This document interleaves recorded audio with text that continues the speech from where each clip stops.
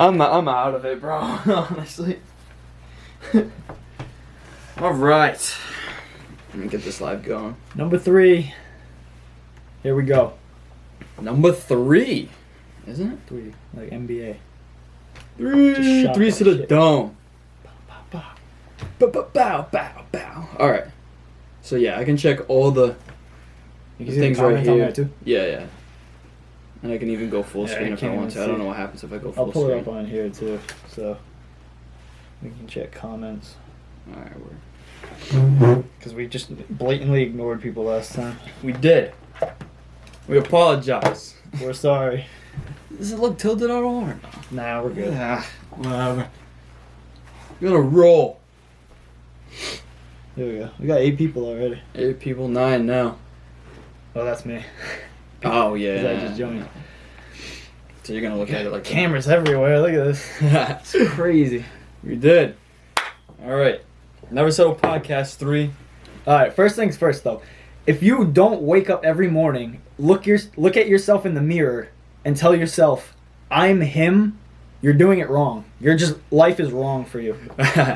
So we didn't do it in the morning, but yeah, that going in the ocean was fun. And I know we said we would never tell anybody they're wrong, but in that case, you're wrong.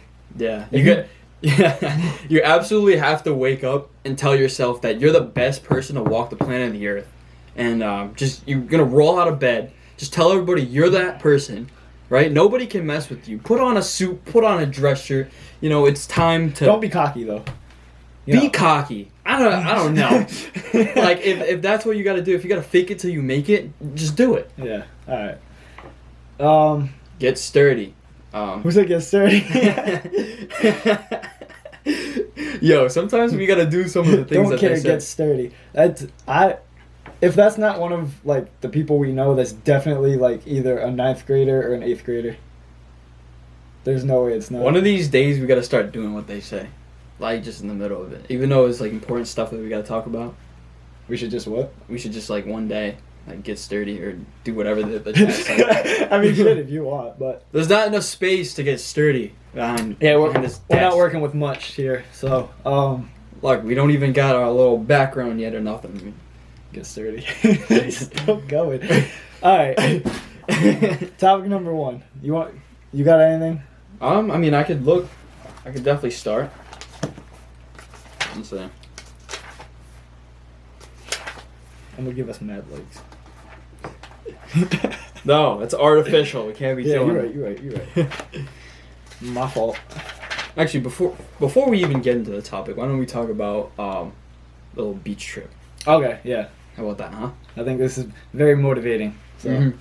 All right, so just a couple hours ago, we decided to drop everything and just book it to the beach. It's cold over here in Rhode Island. Very cold. Was it like 45 degrees? Yeah, it was like 45 degrees out. Not as cold as it normally is, but still cold. Yeah. And we January. decided that it's January. So, We decided that- it'd be cold. Yep. What happened?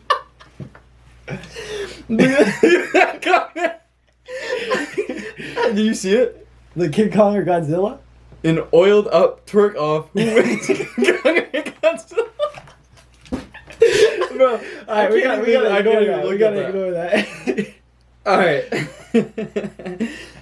Alright, so anyway, we booked it over to the beach. It was really cold, and we hopped in the water. Little polar plunge to start off our day before we... Not even to start off the day, but to kind of kick off this afternoon. That we would be ready for this. So we just put it in our minds that we were going to do it, and we pulled up, and we did it. It was actually my idea, and I did not give him a choice. I said, we have no choice. I didn't give myself a choice. We have no choice. This is something we have to do, right? Glad we did it. Like, it was very, very cold. What was the water, like 45 degrees? Yeah, around there. Yeah. Freezing. Like, legs completely numb as soon as we got in there. And, but, you know, it helps the muscles. It just makes you feel good afterwards. It's funny because, like, it was, like 40-something degrees in the air, right? So, as soon as we got out, that 45 or whatever it was, that 45 degrees felt like 75. It was the weirdest thing. Like, you always think, like, things like that. You get in the cold water and then you immediately get out and it's like 10 times colder. It was the opposite. Like the air was so warm, and it was so comforting. I can't keep looking at the chat. Don't look at the chat. It's because of my favorite trans creators. Yo, I'm done looking the at the chat. username is Nutsack. I'm done looking at the chat. Don't look at the chat. Ignore the chat. Alright. But anyway, what we want to tie... Alright, get it together. Yeah, you're right. Alright. Yeah. What we want to tie that into... Bro. Alright. We might actually have to edit this YouTube video. It's alright. You want me to... Actually, you know what? Want me to end it and just kind of restart? Nah. Just... No, I am, because... Alright. Technical difficulty. No, because that's ridiculous. I mean... I'll probably add some stuff in there. Yeah. That's, like, important. Right. But just anyway, in case the first part isn't used. we wanted to tie that... Part 3. Here we are. Yeah. We wanted to tie that lesson into what we wanted to start off talking about. I said something that was very inspirational, kind of, when we were there. So I realized that when you're about to go into that very cold water, it's cold outside, and it's cold in the water. When we were walking into the water, it's already so cold to the point you can't even feel your legs and whatnot. It's freezing. You had either two choices. So we drove about, it was about like 40 minutes. Yeah, it's like 36, 40 minutes. So we drive about 40 minutes down to the beach, and it's cold. And so we have two options, all right? So it's either we go in the water like we came to do. That was our goal. We either go in the water, it's freezing cold, and it's very hard. But we either do what we came to do, or we turn around and go back home. So you can either do your goal, chase your dreams, chase that goal that you have, whatever you want, you can go get it. You can either go pursue that, or pursue any sort of success or anything like that. You can either pursue that, or you can stay the same, stay where it's comfortable, and never grow. As long as you're in the comfort zone, you will never grow. And that's kind of the lesson that we had today. Right, and turning around, you have all that regret if you chose that path. Like, you're there, it's right in front of you, and you choose to back out and, run the other way. You're like, nah, I changed my mind, I'm not doing this. You got to live with that regret afterwards, because you always think, like, what if I chose the other? Yeah, so you gotta have that in your head at all times. Whenever there's something that's uncomfortable to do, something that you know that you're gonna progress with, but it seems uncomfortable. So you can either chase that path, right? The uncomfortable path, the hard path. It's not gonna be easy. If you're on a self-improvement path or a goal, it's never gonna be easy. But you can either chase that and put off the short-term, short-term pleasure and satisfaction. And then you can either put that off, or you can chase that long-term success by going through the uncomfortable stuff, because no one ever got to a position of power or a position of fame or success by taking the easy route. It was never that. They had to go through something in their lives that was hard, maybe even consistently, year in and year out, where it was hard. But they eventually got to that breakthrough point, and once you get to that breakthrough point, you've learned so much over the course of your time in the hard times. You've learned so much over that time that even when you get to the good times, it just feels like it's just easier. Like, it feels like a weight lifted off your shoulders, but you can still go through the hard things because you already went through it. Right. I completely agree, but I gotta respond to two comments here, right? Yeah. So, someone said, "I love your music, Jack Harlow." Yeah, you do look like Jack Harlow. That's kind of funny. I mean, a little bit. I gotta grow some facial hair, but the other one... You gotta get that Luke hair. It's a little bit more up. Yours is like, what's the end goal for you both? You can... That's a really good question, Skylar. The end goal for this, I don't think there is an end goal for this. I think it's just a continuous, everlasting goal until the day, till the day that we're no longer on this earth. Yeah, end goal is, like, very specific to, like, eventually we're gonna get to, like, a certain point and then just stop. Like, yeah, we kind of want to just... Doing this podcast is an opportunity to kind of teach ourselves, to learn, you know, share what we learn with other people, help other people. This is just gonna, you know, it's kind of recording our journey of learning and, you know, self-improvement, which, you know, we're gonna be learning and self-improving until literally the day we die.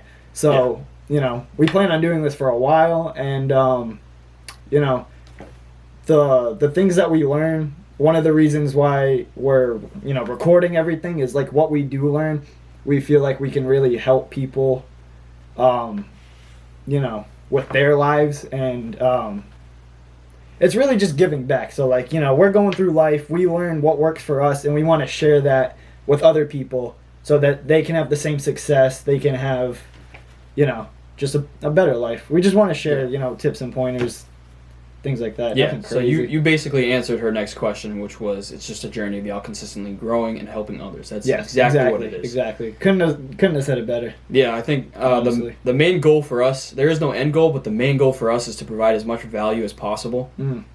This platform that we've created, we want it to be like almost like a hub, like a main name that you know that you can come to us with any question, with any hardship, whatever you're going through, and be able to find an answer that you need. Because, I mean, there's a lot of creators that can do that. There's a lot of people that make YouTube videos and whatnot. But I feel like what we provide is on another level to what they can provide, because they're normally older. They've already gone through stuff which might be good for them, and they might have all the answers. But I feel like if you kind of go through it with us, and we kind of document it, and we're like the same age as people, and we can really connect, because we're trying to reach this generation and the generations below us. I mean, if you're older and you haven't learned these lessons yet, by all means. Yeah, right. But yeah, we're just trying to help like our age group and the younger generations, because we really want them to wake up and not grow up in a world of destruction and delusion.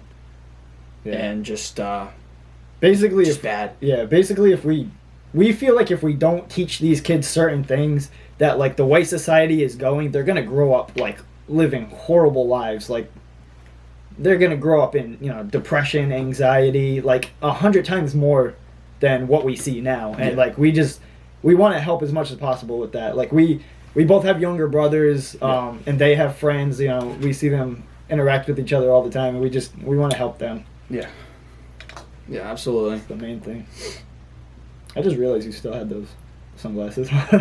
Yeah, I don't know. I don't know if it's my like look, or if I should keep them on, if I should take them off. You started.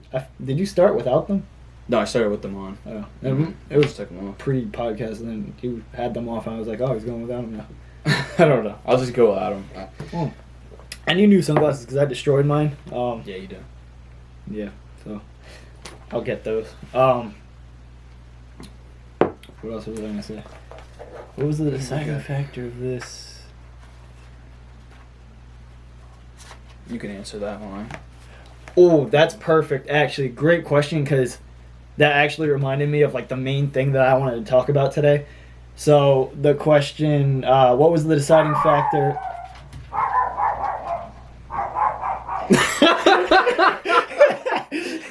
All right. Yeah. What was the deciding factor of this is enough, I want to change, I know it's different for everyone? That's a really good question. I'm going to wait till the dog is gone. What the hell was you barking over? People coming in. This is the deciding factor. This is enough. I want to change. So I know the answer to that. I know for the answer sure. to that one too. Go ahead. So you were, you know, with me in Charlotte. So I was going to school in Charlotte at Johnson & Wales for like 3.5 months. I just moved back. I transferred to the one here in Providence, Rhode Island, for a lot of reasons. But so I was there, and you know, it was the first like, you know, college on-campus experience that I had. And before going to college, I wasn't living the best life. Like I don't want to say victim, but like I played a part in like a lot of the things that I now come to very much disagree with. So, I would, I wouldn't really smoke, but I would do weed here and there. I was big on edibles. I would drink a lot. I was, participating in like the hookup culture we see today. And that's one of the biggest things that like I've learned that's not me, and I can't stand it now. I think it's disgusting. But there was a time where, I was participating in all that, and I thought that my current situation here in Rhode Island was the problem, and I wanted to move away so bad, so that's why I went to school in Charlotte, North Carolina. But I now realize that Rhode Island was never the problem. It was the way I was living my life. I was set on, like, if I just change where I am, then life will be better. It had nothing to do with it. It was the way I was living, and I carried that lifestyle over to Charlotte, and it went basically like times 100. So I was drinking so much more, smoking, doing edibles. Mainly those two things, and I didn't do those too much while I was back here before going to college, but those like really increased while I was there, and it got to the point where like I was drinking every weekend, smoking every weekend, doing both every weekend. Like, I was so far gone from, like, who I was kind of growing up. Like, I looked at myself and basically was like, I couldn't look at myself the same. Like, I didn't know who I was. I felt like a shell of a person. I felt empty. I felt disgusting. Like, I would do that every weekend, drink and smoke and party and do all these things. And, that was pretty much the first 2 months. And it got to a point where, like I said, I just felt so gross and disgusting and, like, basically useless. Like, I felt like I had no purpose.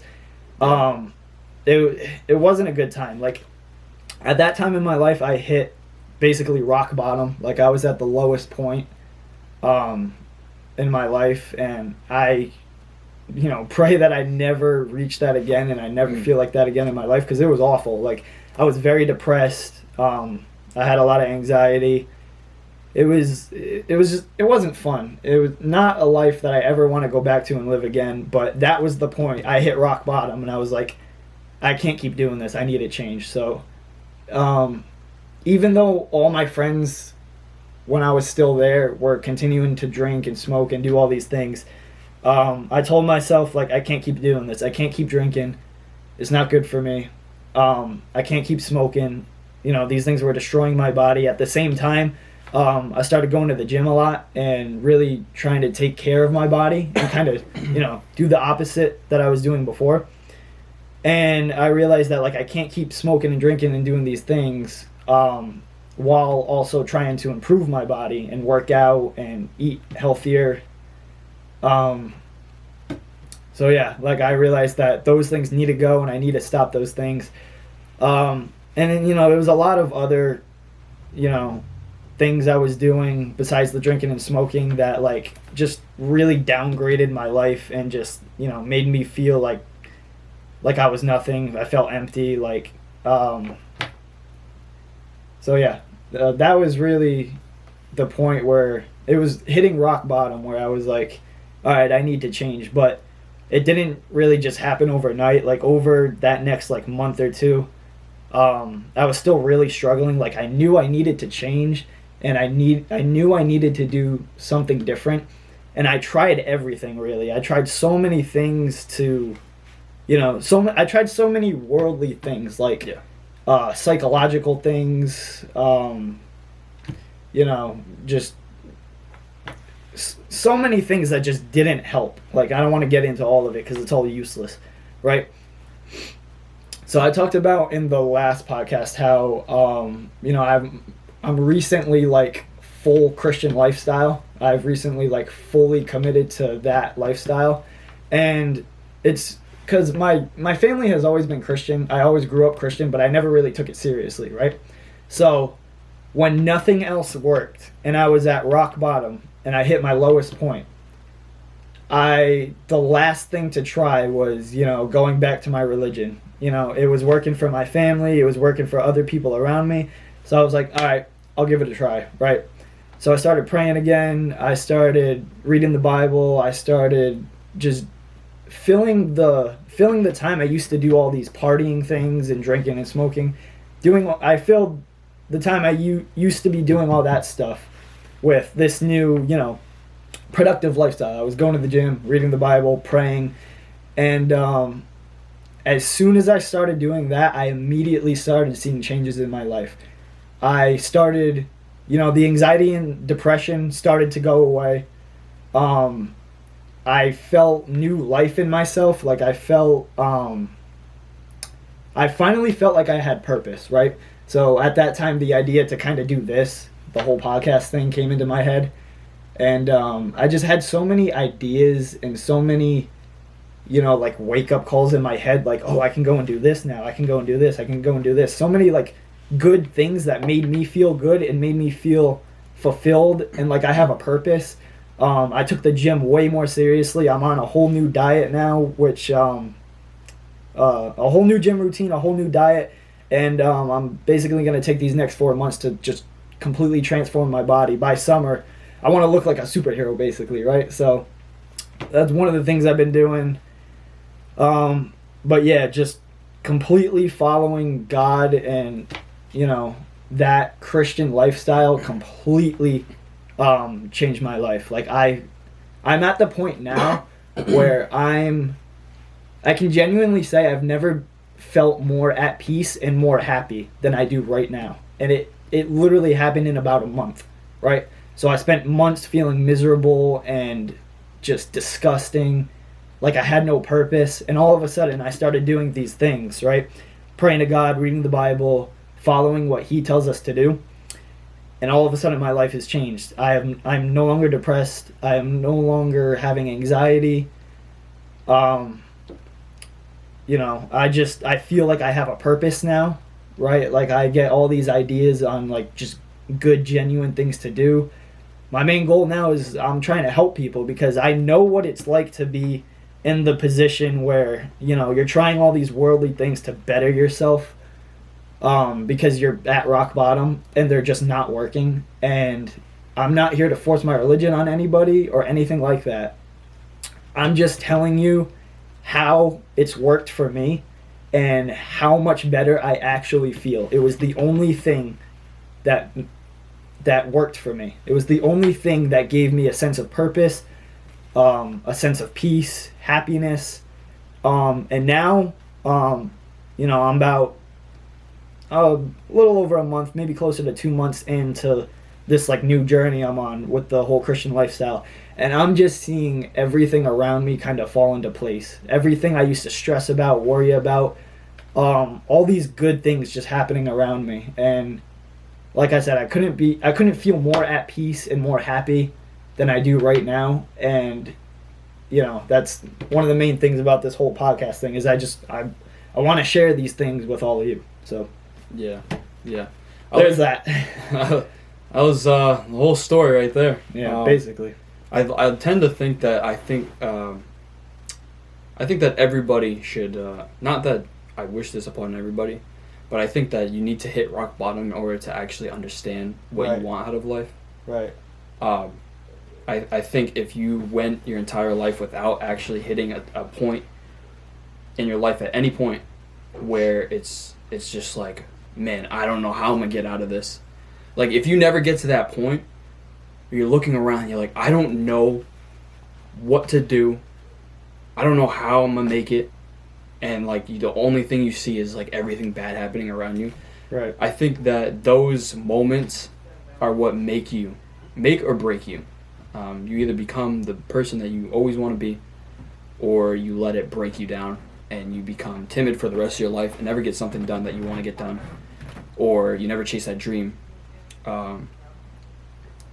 Right. And I've said these last 3-4 months have been the worst and best at the same time. Worst and best months of my life, right? Absolutely. So I'm so happy that I did hit rock bottom like I did and did go through everything I did, because it made me so much of a better person now. I can actually look at myself and, be proud of how far I've come, and, just look at myself and be at peace. Like, I'm not done. I still want to learn as much as I can, progress as much as I can. Like I said, I want to, completely transform my body by gaining muscle and working out, and I'm definitely planning on doing that. But yeah, it's been rough, but it's been worth it, right? So, hitting rock bottom sucked, and I never want to go through that again. But at the same time, I'm so happy that it happened, because I have so much to show for it now. Yeah, and the best thing you can do while going through that valley or the journey or whatever you want to call it, the best thing you can do is always journal down exactly what you're going through. Just write down your thoughts throughout the day. Document the good things that you're doing. Constantly tell yourself every day that you're making strides towards improvement. Write down all the improvements that you're making. You can only do what you have control over. So there's some things that might be out of your control that you might think that is just like bringing your whole life down. But at the end of the day, they're completely out of your control. The only person that's in control is God. He knows all. He created all.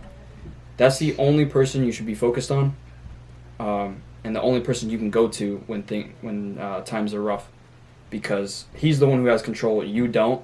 Right. I think we tend to go through life not really understanding that we don't have control over everything. And this was a lesson I learned the other day, actually.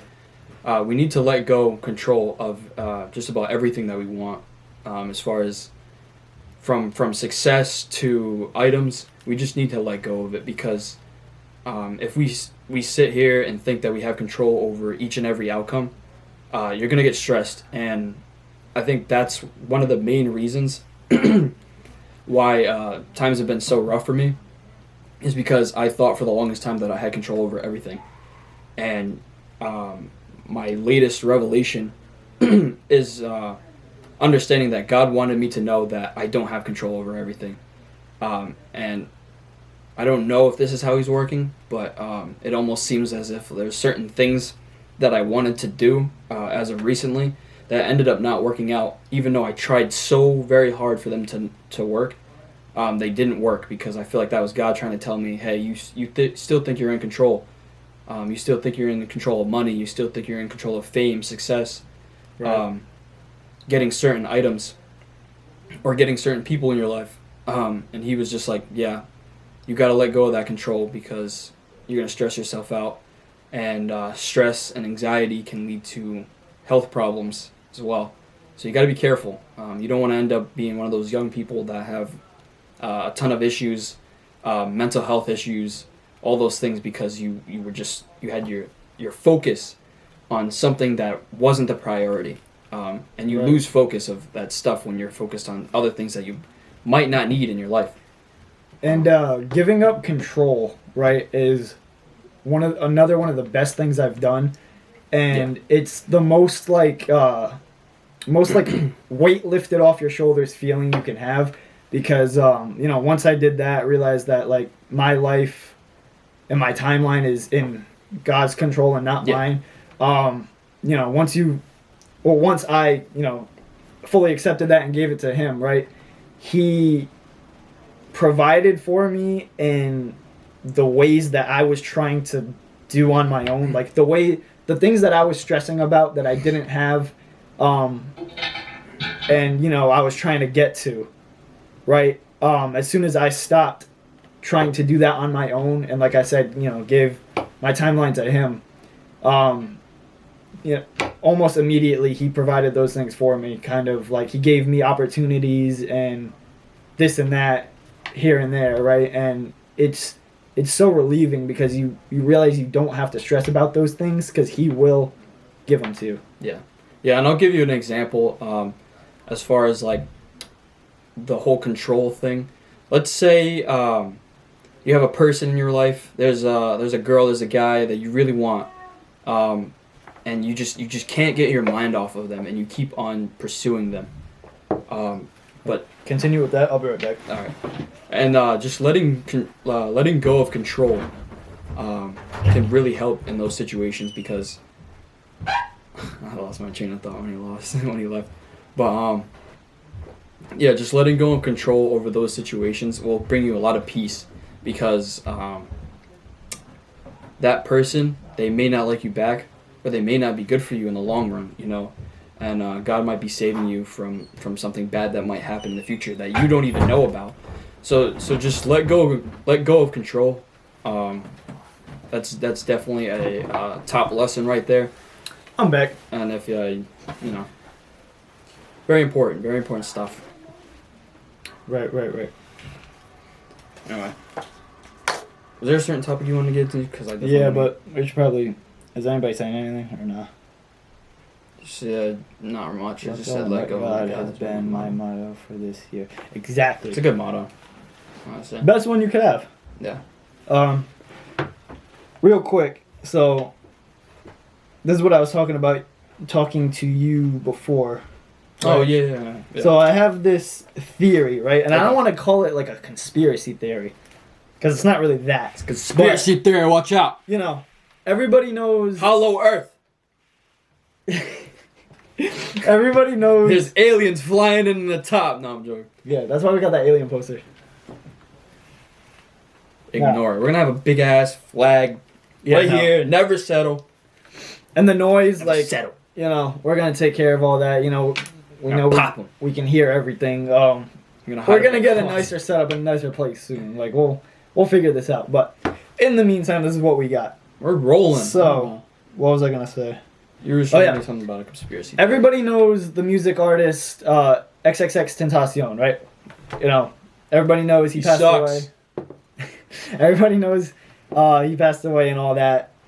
You know, a lot of people, well, most people know like how he died. He got shot, murdered, robbed, like, you know. Yeah. Everybody knows the story, right? But, you know, he's always been one of my favorite music artists, like, since I was in high school. And I've always listened to the Question Mark album the most, because I think that one, I think, was his most successful and, like, most popular. So everybody kind of knows that, but... Wait, what, was Midnight on that one? You mean Moonlight? Moonlight. Yeah. Yeah. That was my favorite song by him. Yeah, that one was good. But the last song on the album is called Before I Close My Eyes, right? And not everybody, like, X-fans, like, people who actually followed his life will know that, like, he kind of got into devilish, satanic things, like, maybe not even on purpose, but, like, he said... in interviews and stuff that he would have like visions of like him speaking to the devil and like all these things, and you can kind of hear it in like some of his older music. In the name of his songs too. Yeah, you can. I think it was "Spoke to the Devil" or something. Yeah, like he says it openly. Yeah. Like, you know, in his older music, you can kind of hear it, you can kind of see it. Like, you know, he might have got into some of that stuff, like, you know, in his past. But another interview, or it wasn't, I don't know. I think it was an interview. I think it was the documentary that came out recently where I think his like old producer or old manager was like they went out to dinner one time. Yeah. And you know, in the conversation being a father came up, and he was like, "Oh, you're going to be a great father one day." And X responded back to him with, "No, I'm not. I'm not going to make it past 20, or I'm not going to make it past 21." Something like that, right? And then they just went back to the conversation. So I think, you know, angels and demons and all these things, they're real. Like we believe, you know, all that stuff is real, right? And even if you're not super religious, I think it's kind of common, not common knowledge, but like it's a common thing for people to believe in like the angels and demons and all that stuff, because, you know, people do get possessed and all that stuff, and, you know, we see it all the time. A lot of supernatural stuff going on in the world. Exactly. So, even if you're not super religious, I think a lot of people will say that that stuff does exist, right? So, I think it's very possible that he was speaking to demons or the devil or, you know, whoever it may be. And the fact that he knew kind of when he was going to die. The recording? Yeah, go on. Did it just stop? No, I just stopped it before it ended. Oh, all right, bet. But yeah, the fact that he kind of knew kind of the time of his death, he might have been talking to demons, the devil, whatever, right? So, people know that he was really trying to change his life, towards the end of his life, like before he died, that last few months, he really was trying to just like give back to people and just completely 180 his life, right? Like he didn't want to be like known as the villain anymore. He used to like love that, and like embrace that. He didn't want to do that anymore, and he wanted to be, I don't know what his like true motives were behind that, 180 of him just switching his life, but I think so with proof of this song that I think towards the end of his life that he was trying to convert to Christianity, because that that sudden 180 life switch is, it reminds me of kind of what I went through, what other Christians that I've talked to went through, and it would make sense because he was talking to demons and doing stuff with the devil and all that stuff, right? So it makes sense that they're telling him he's gonna die young, and he kind of wants to, make sure he's on the good side with God and heaven and all that, right? But the reason I say I think he was doing that is because the last song on the album, and I think it's the last song for a reason, is called "Before I Close My Eyes," and the lyrics are, "Before I lay me down to sleep, I pray the Lord my soul to keep. I hope it's not too late for me." Right? And that sounds to me like a blatant, like, I'm sorry, I want to be Christian, help me change. That, I don't know why I've never heard this from anybody else before. Yo, that's deep. Right? I don't know why I've never heard this come out of anyone before, but I think it's pretty obvious. Like, I think it's pretty obvious what he was trying to do. And, I'm not here to say whether he went to heaven or hell. Like, that's God's decision, and it's not for us to decide or speculate or anything like that. But I think it's pretty obvious that towards the end of his life, he kind of knew when he was going to die, and he wanted to make sure that he was going to heaven and was on the right side with God, right? And I think those lyrics are pretty obvious of his intent and like what he was trying to do. Yeah, so, I have an input on that. What's up? So that kind of ties into something I've actually thought of before, and it was actually a post I posted on Snapchat back in December of 2019. When was it? December of 2019 when X died? I mean, Juice. Yeah, it was 2019. Yeah, 2019. Right? Yeah, it was 2019. So I posted something on Snapchat and I quickly deleted it. Not sure why, but I put the caption, "Rappers' lives are scripted." The reason I put that is because now I don't actually believe that they're completely scripted. I don't think anybody's life is completely scripted. That's God's plan for each and everybody's life. Right. But I believe that some of these rappers, we hear all the time about them selling their souls for fame and whatnot. I feel like some of these rappers, they were talking about certain stuff and essentially selling their soul. They were talking about certain stuff, pumping out music that had a certain agenda behind it. And I believe that once that agenda was over, the devil swooped in real quick and took their lives immediately. Before they can make any switch ever, because I truly believe that there's been a lot of rappers that have said they won't make it past a certain age, right, and they don't. And I believe, first of all, because there's power in the tongue, so whatever you say out in the world, it'll come to pass. That was actually one of my first topics that I wanted to talk about, and I'll go in deeper with that another day. Yeah, but I truly believe that these rappers are putting those words out in the air.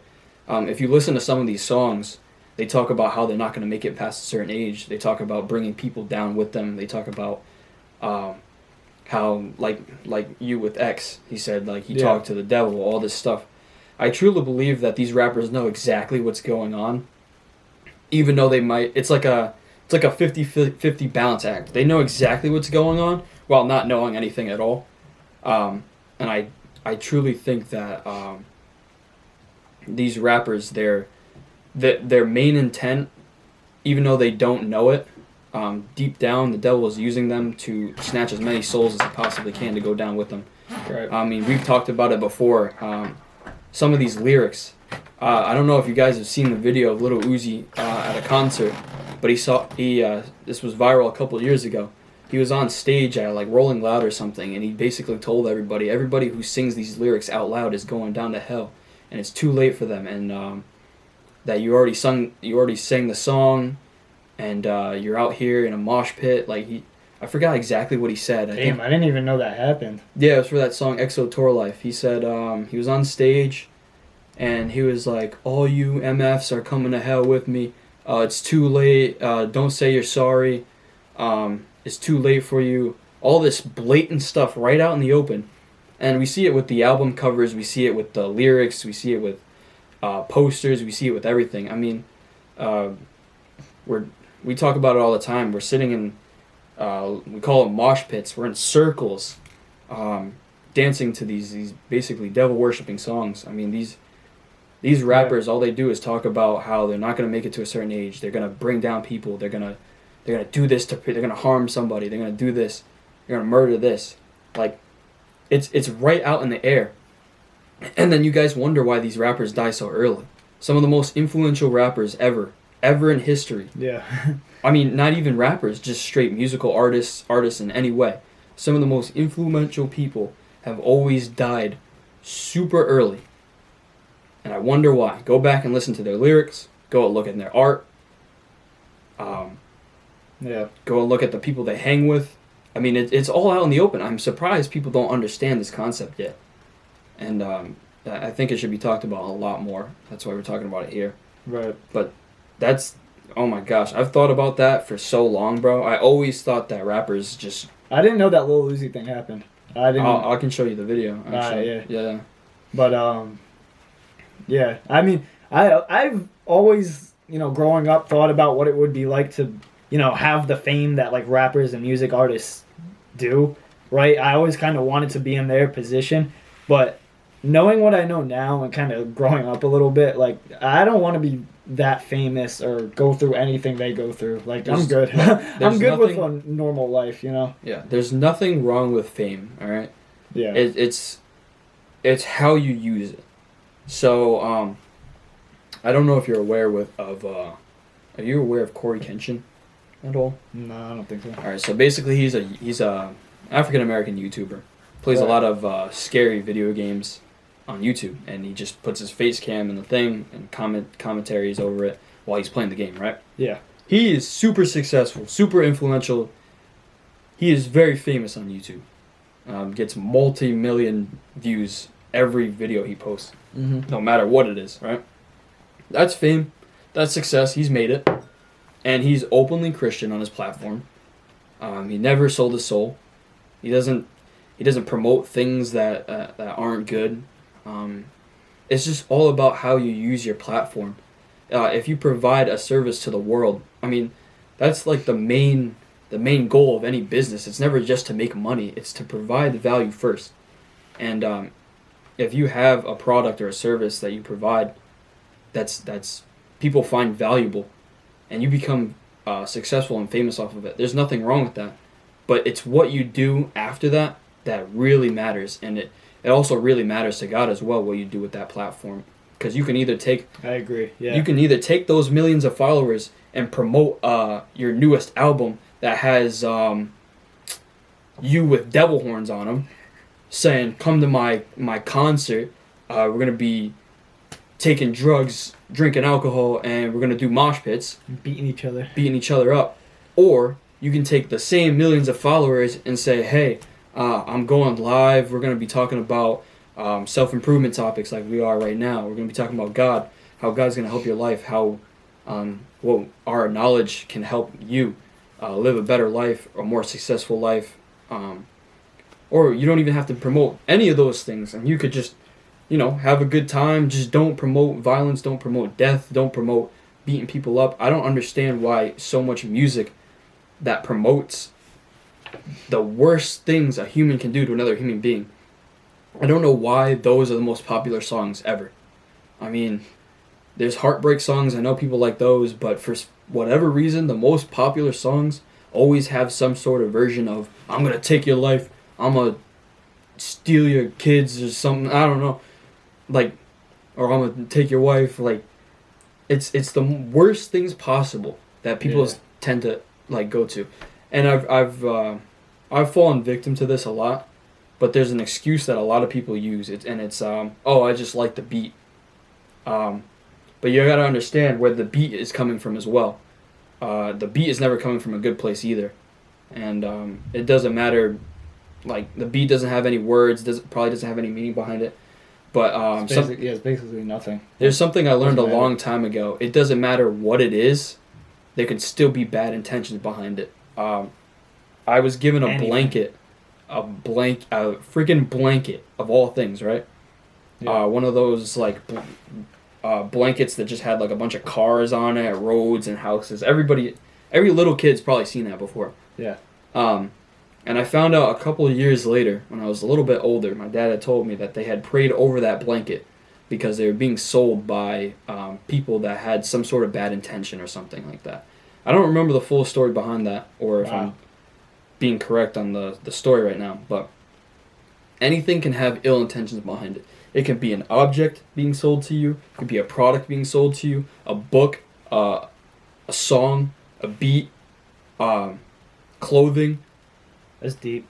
Anything. Yeah, it gets deep because people have terrible intentions, and they will purposely plant things into other people's lives to cause havoc in the supernatural type realm. So you just got to be careful what you're listening to, and create your reality. Please, like, just don't consistently have this just awful music playing in the background of your home or something like that. I mean, not everybody on here is probably going to agree with what we're saying, but... And we're not talking about all people either. It's like, you know, it's certain music artists and certain, like, world leaders and certain people in power, basically, and, you know, certain famous people. You can pick and choose, you know, the good from the bad. It's definitely not everybody, but we're making a general statement on, like, just the bad ones. Yeah, and I think this is this is overlooked a lot, especially when you're on your self-improvement journey. Not only do you have to, like, you know, the obvious stuff, hit the gym, you know, eat healthier, wake up earlier, get more sleep, drink water, all that stuff. You got to almost create the energy around you. I'm not like an energy person, whatever. I believe in God, obviously, but I'm saying, like, in order to be successful, you also need to be in a successful environment. So, a lot of people that are successful, you often see them move to warmer climate areas, or, you know, they just move. They change their scenery, and it's needed. When you're growing, you need to change your scenery. When you're growing, you need to change your music. When you're growing, you need to change what books you might read. When you're growing, you need to change what posts you might see, what the people around you. It's never just the things that only you can do, or for your physical self. It's just also what you're surrounded by. I mean, if you're trying to improve and you have people that are constantly tearing you down on a daily basis, how are you going to improve? If you're trying to improve, but you're listening to music that you used to listen to back when you were doing bad stuff that caused you to do bad stuff because you were feeling a certain way, it's going to come back to bite you. Even though you're trying to make those improvement steps, it's always going to keep a lid on how far you can actually go. You have to open that lid, get rid of that stuff, and be like, nah, I'm not going back to that stuff. You have to completely change your environment. And that's certainly a reason that I'd like to move out of this state at some point. Because I feel like after a while of trying to improve, you kind of find yourself, and after finding yourself, you finally realize, okay, this area might not work for you. You might need an area that has more connections, an area that's better on your mental health, things that allow you to think bigger. That's why a lot of people move to big cities, because they think that in their small town home, they can't think as big because they constantly have people around them thinking only a certain way. And in cities, they think bigger. Not just big cities, just everywhere. Like, you might go out in the middle of Texas, and maybe you find your group over there that think bigger. You know, Right. You never know. You have to create what's around you. Like, you want to improve, you have to create an improved environment as well. Right. That's why it's so important to really know who you have around you as far as friends, family. If, you know, you kind of get the sense that there's not the best intentions behind the people you surround yourself with, that's going to bring you down, and that's not going to help you improve. It's going to do the opposite. It's going to drag you backwards, right? When you're on a self-improvement journey, you really have to, you know, look at the people around you. And I'm not saying, like, you know, you find out that the friend you've had since, you know, first grade really isn't the best influence on you and shouldn't be a part of your self-improvement journey. I'm not saying, you know, completely cut them out and be like, you know, screw you, I'm done with you, get out of my life. But there's, you know, there should be certain boundaries. There should be a step back, maybe. Like I said, don't cut them out of your life completely. Just create some sort of boundary. Create some way where their intentions and like what they're doing and their influence isn't really affecting you, right? You want to surround yourself with the most positive, like-minded people that you can. And you know what's important about that? It's never personal. Nope. People that try to make it personal, It's never personal. it's never about that. Like, it happens in general. People take it personally when you kind of like just drop off the face of the map sometimes, or you don't talk to them anymore. It's simply about what's the best for you. And that might sound selfish, but sometimes when you're on that self-improvement journey, you have to be selfish. It's as simple as that. Right. If you're not selfish, you might just go back to that old lifestyle, because you need to be... a lot of times what happens is you kind of lose yourself when you're constantly thinking about other people. If you're always thinking about other people, which sounds good sometimes, but you're going to lose yourself, and you're going to fall into a rabbit hole of just bad stuff. You need... sometimes you just need to be selfish. It's never personal. Just if somebody hits you up about it and they're like, hey, what's going on? You can talk to them. Be honest with them. Don't try to just be like, oh, everything's fine. Like, I just haven't talked to you in a minute. Like, actually tell them. Like, I think truth is the best way to go about it. And I'm sure a lot of people understand. I mean, everybody goes through this journey at some point, and they might be immature about it at the time. They'll probably figure it out later if they go through it on their own, or they might already understand what you're doing. It can be a tough thing to hear from somebody that you're not part of that journey as you go improve. But everybody outgrows people at some point, unless, you know, it's like a ride or die. And you'll know who those people are in your life. Right, because they'll be providing more of the positive influence. But going back to those people who don't really have the best influence on you and kind of drag you down, right? In those moments, like, that's when you need to be a little bit selfish. And when they're dragging you down and doing more damage to you than good, and making you feel bad rather than, you know, uplifting, those are the points where, like, it's okay to be a little selfish and be like, I need to take a step back. I know this might hurt you, but I am being hurt by your actions and being around you, so I need to find a different way to get better, and it can't be around you, right? And, it's tough to deal with. They take it personal, but when it comes to your own mental and physical health, like, you can't prioritize other people and their happiness. You need to make sure you're good. Yeah, I'll tell you right now, the journey is never easy. I mean, I'm probably sure you've heard that before, but the journey is never easy. Anybody who tries to tell you it is straight up lying to your face. I'm here to tell you right now, when you go through this process, when you go through the valley, I always call it the journey because I love the journey. I just love the thought of just trekking through, like, a journey. Mm-hmm. And that's what I always visualize when I'm going through stuff. But, like, when you're on the journey, things are not easy. You're going to have to confront people. You're going to have to confront even yourself. I think that's the hardest part. You have to confront yourself that you're not doing what you're supposed to be doing. Then you have to confront other people. And that's a whole other human being that you have to be like, yeah, you know, this thing isn't working right now. It's tough. It's tough. There's so many things that you have to navigate through. But honestly, this far into it, and it's never gonna end, but this far into it, I've realized that I genuinely enjoy the trials. As much as they might suck, I love the fact that I'm able to look back eventually. Like we're filming right now. I completely agree. I'm gonna be able to look back one day and be like, yeah, I went through that, nothing can faze me. Right. I'm unfazed by what these little issues that are going on in my life. Like when I'm older and something happens, I'd be like, I can just look back at my younger self and be like, you know what? That was a lot harder. This is nothing. I completely agree. And what's funny is I hear all the time, if you're forced with a decision and, there's kind of that harder route and the easy route, most times, like 9 times out of 10, that hard route, if you choose that, it means you're doing the right thing, right?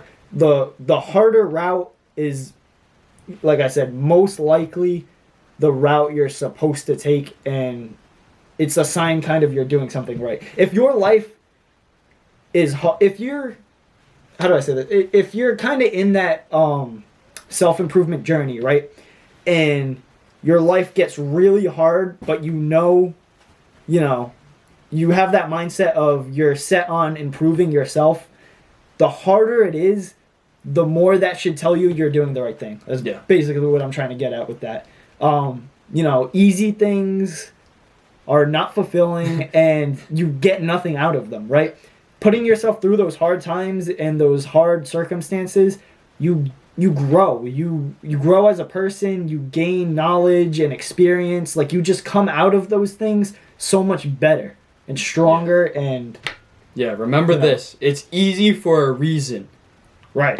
The enemy wants to work in a certain way. He'll make everything easy for you so that you choose the easy route. That easy route will be destruction. Mm-hmm. Promise you that. It'll end in destruction. Yeah.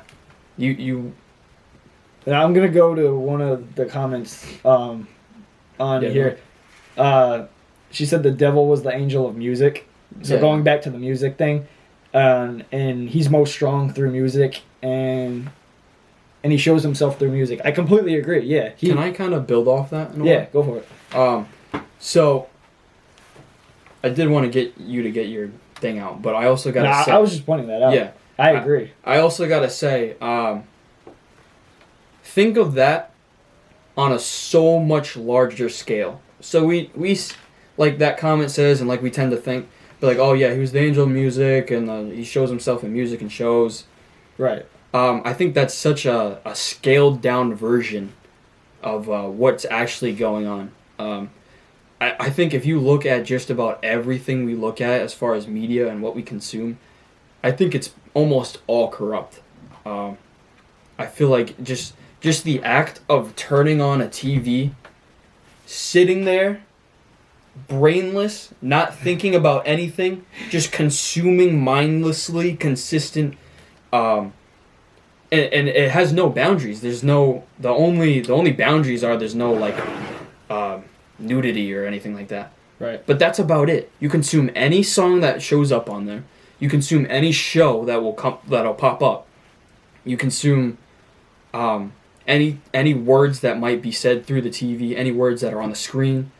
I think it's truly through everything, and just the act of it. God hates laziness.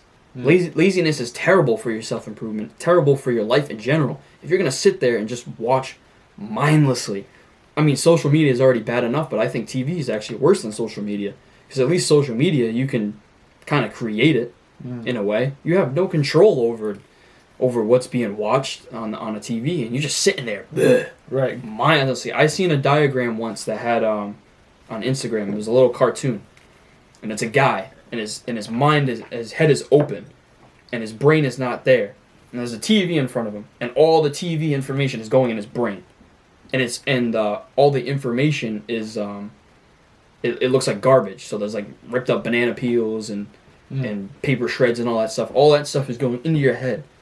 Like, what do you think is going to happen when you go out there and you finally turn off the TV? What have you now created your reality to be? You've created it to be all that stuff that you just mindlessly consume. You just want to go back to it. What's up?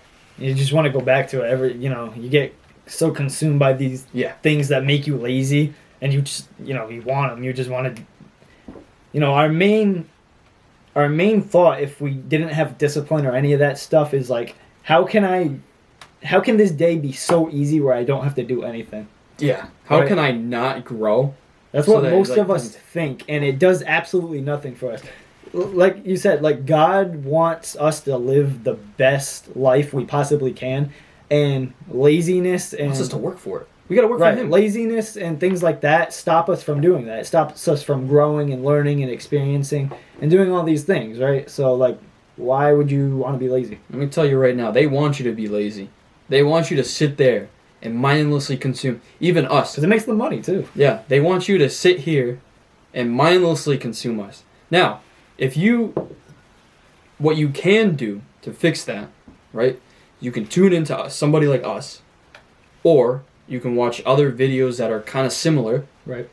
And then you kind of create, in a way, what's being fed to your mind. You're not sitting there on TV just throwing on the channel and just like, yeah.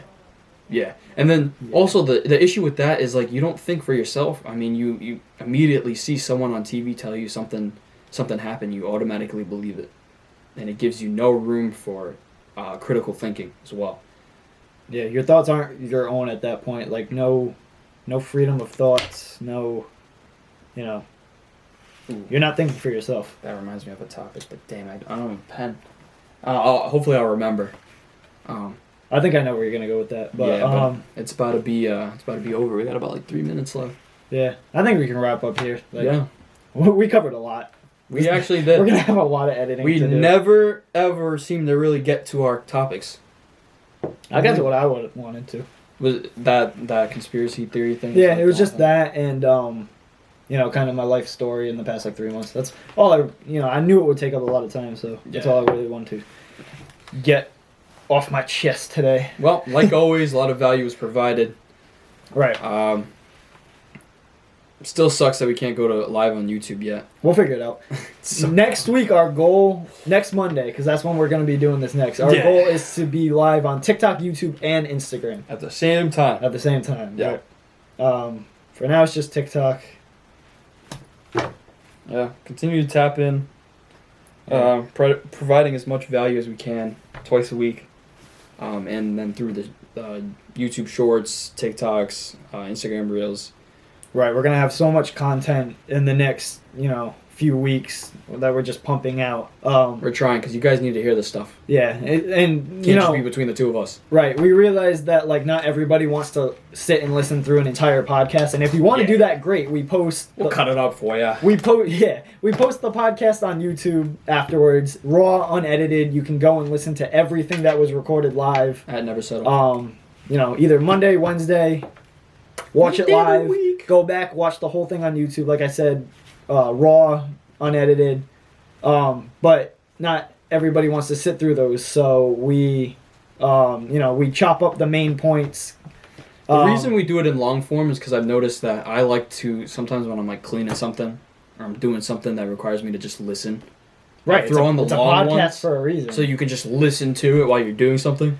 That definitely helps. Right, but we know everybody's attention span is not, the best it could be, Goldfish. Right? So we're making YouTube Shorts and TikToks, cutting out basically the main points that we want you guys to hear. So you're gonna, we got the TikTok up, ready to go. So you guys are gonna be seeing a lot and hearing a lot of those things. So expect that. Yeah. Have a good night and a good week. We did it again. Yes, sir. Success. Yes, sir. Woo! I will never settle.